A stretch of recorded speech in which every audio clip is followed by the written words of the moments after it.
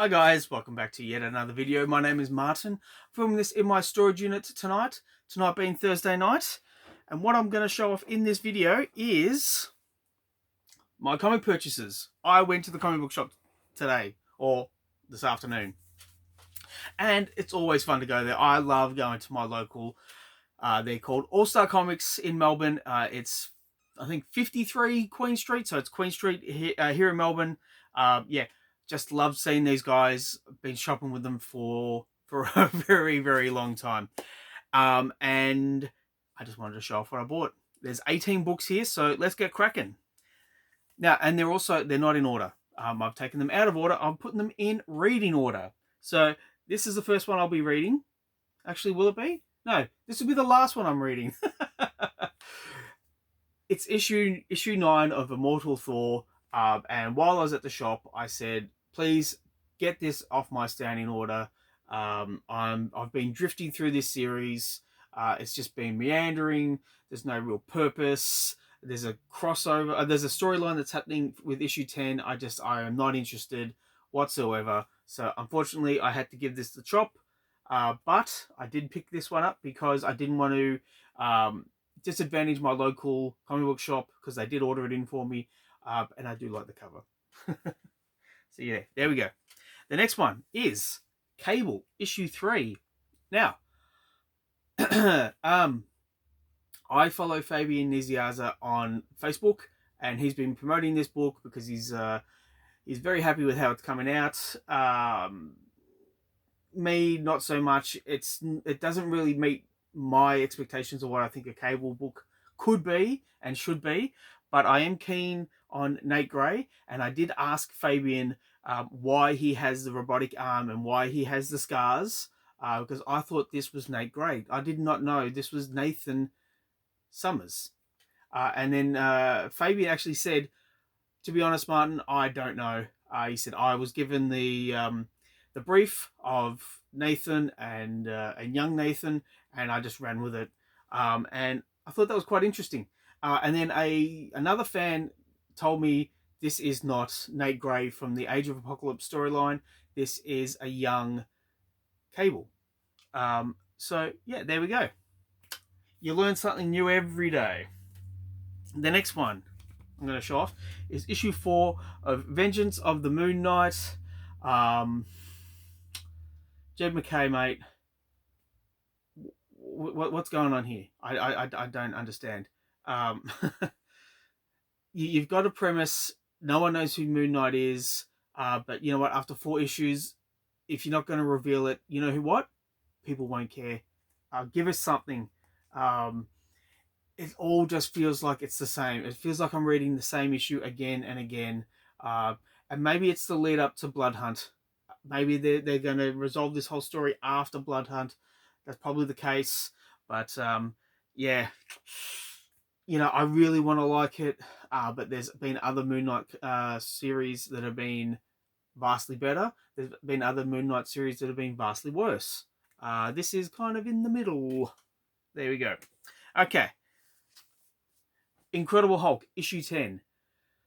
I was very excited when issue 1 came out. I was very excited when issue 2 and 3 and 4 came out. By issue 10, again, just like Vengeance of the Moon Knight, I am wondering what is the go with this series.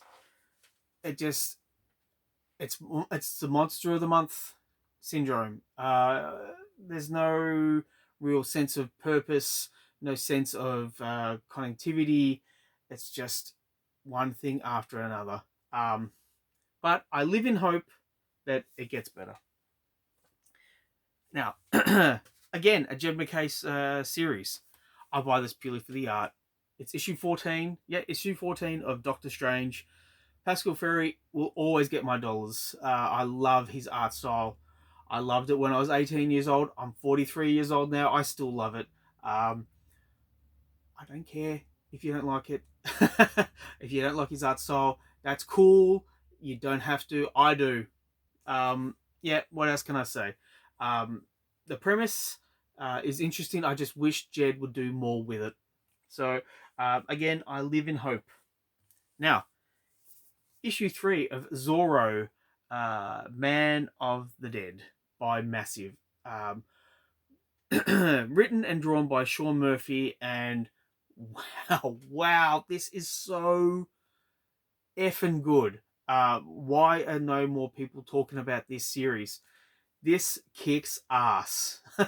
One more issue to go, and yeah, just great. Brutal, modern, uh, fast paced. Yeah, I'm so glad I put this down on my standing order.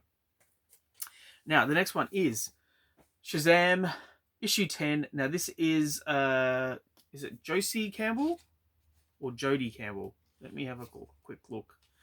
Sorry about this, guys. I should be more on point. It's Josie Campbell. Josie Campbell and Lupacino on art. So this is Josie's first issue.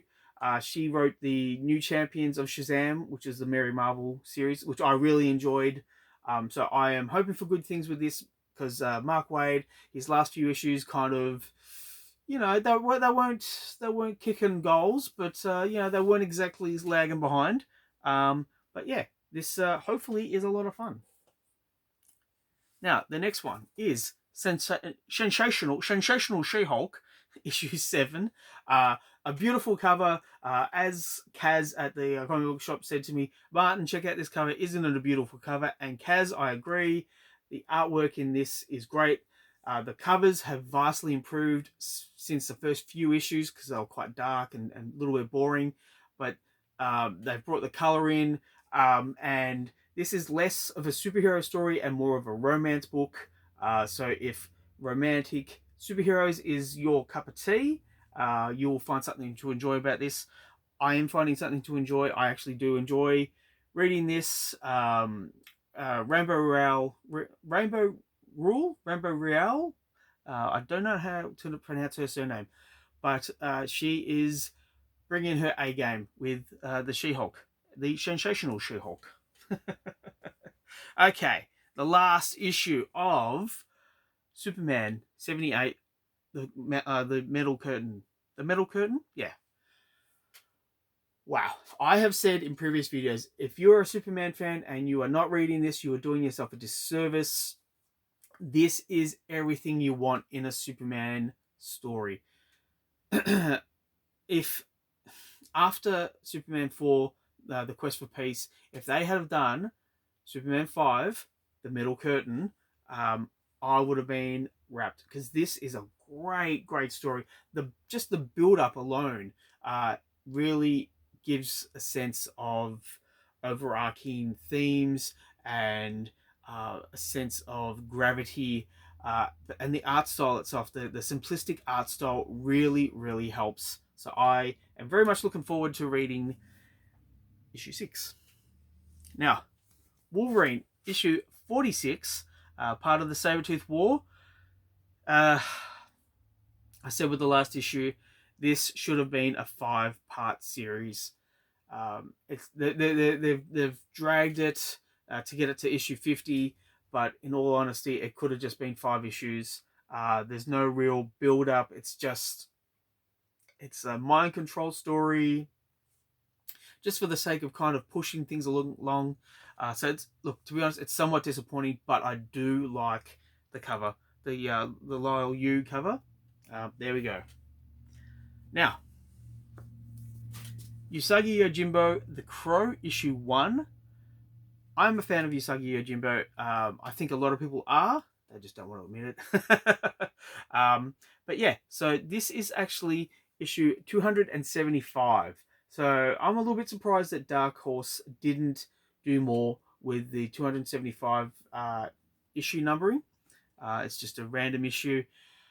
And it doesn't really even say it on the cover other than right here. But if you're a Usagi Yojimbo fan, you will be reading this. You should be reading this, because Stan Sakai is always at his best when he's doing Usagi.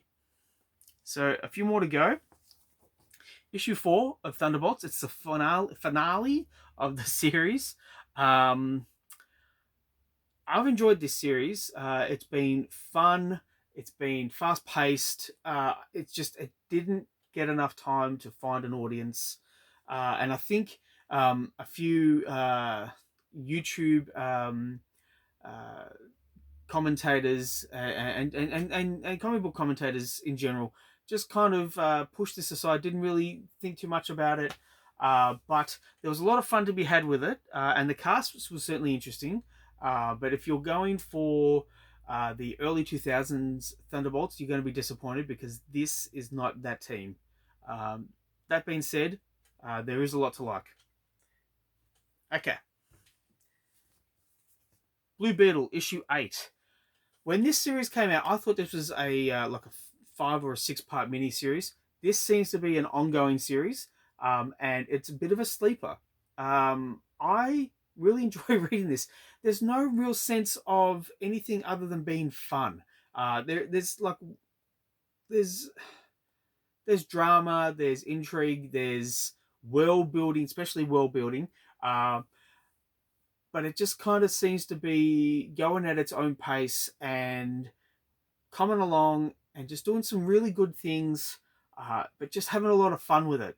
And I'm surprised, well, maybe not surprised so much, but DC doesn't seem to be promoting this as much as I think they could.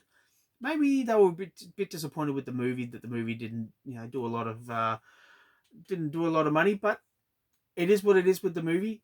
Okay, let's move on. Let's do something good with the property that we have, and that's exactly what this is here. It's a creative team that loves the character of Jaime Reyes and really gives their best with every single issue. So I am a big supporter of Blue Beetle. Now, another series I like is the Avengers. Now, again, Jed MacKay. This is his A game. I think the other issues are kind of slowing him down, and he's not bringing his A game to his the other issues or the other series. But this, you can feel he really wants to knock it out of the park with this. And yeah, I've read every single issue so far, and I've only really been disappointed with, I think it was like the last issue, because it was all about Jarvis, so it was somewhat boring. Um, and again, I think maybe Marvel are just kind of plodding along in the build up to Blood Hunt, but we will see where this goes after Blood Hunt. Um, and yeah, there we go. All right, a few more to go. 4 more to go. Issue 7 of Daredevil. Now, Aaron Kuda, Aaron Kuda. He's a fantastic artist. Really loves Daredevil, but he's missed a few issues. And Marvel, for their credit, brought in an artist that absolutely blew those pages out of the water. I think it was issue 5 that had the She-Hulk in it, or it could have even been the previous issue, issue 6. And what's his name? German Peralta or something to that effect. That art style was incredible, and that artist should be getting tons of work. That being said, I am very happy that Aaron is back on art duties for this series. I don't want to show off any spoilers. So what can I show? Yeah, okay, here we go. This is just Wolverine here. Just look at the detail. Absolutely incredible. I love Aaron Kuda's art style. What I don't like, though, is the John Romita covers, or the John Romita Jr. covers. Um, yeah, just boring, dull. And look, we even have Wolverine stabbing Daredevil in the stomach. But, like, it's nothing. I tell you what, if I had 3 incisors into my stomach there, I wouldn't be making this face. I'd be making that face. Oh, yeah. What the hell is going on? Can we please get another cover artist? Because it's not doing it for me. That being said, let's move on. 3 more to go. You're probably getting bored. I hope you're not getting bored, because the next issue is a great one. It is Teenage Mutant Ninja Turtles April Special. And the sole reason I bought this is not because of April in the yellow outfit. It is this guy here, Ace Duck, and it's pure nostalgia. I had the Ace Duck action figure with the little grenade eggs, and I would have been 11 at the time. Stupidly, I sold the action figure. I wish I hadn't. But the next best thing is to get Ace Duck in a comic book. So I'm very much looking forward to reading this. And I will show you an ad for the Teenage Mutant Ninja Turtles Black, White, and Green. I have pre-ordered this because this looks great. Whew. Just, I'll hold it up a little bit longer. Just look at that. Wow. If you get a chance, pre-order it because it looks bloody great. All right, 2 more to go. The next one is X-Men 97 issue 1 with Todd Newak on the cover, on cover art duties. Now, I've never read a Steve Fox comic before, so I don't know what Steve Fox is like as a writer. I can say that I've watched the first 3 episodes of X-Men 97. No spoilers, but oh, perfect.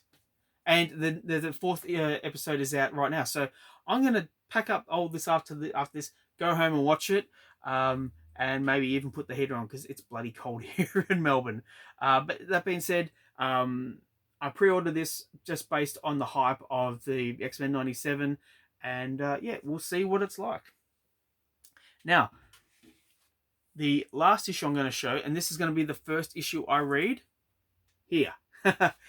It's Sam and Twitch Case Files issue 1, story by Todd McFarlane. Just a story he did, didn't do the writing of it. But I'm a fan of these guys purely for the genre.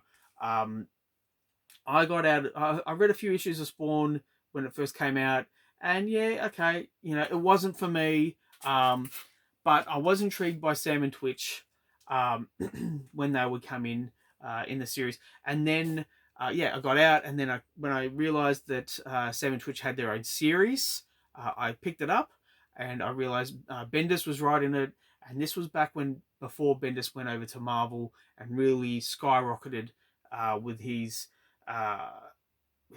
street. What's the word for it? He just has a real knack of writing street-based stories or street-level heroes.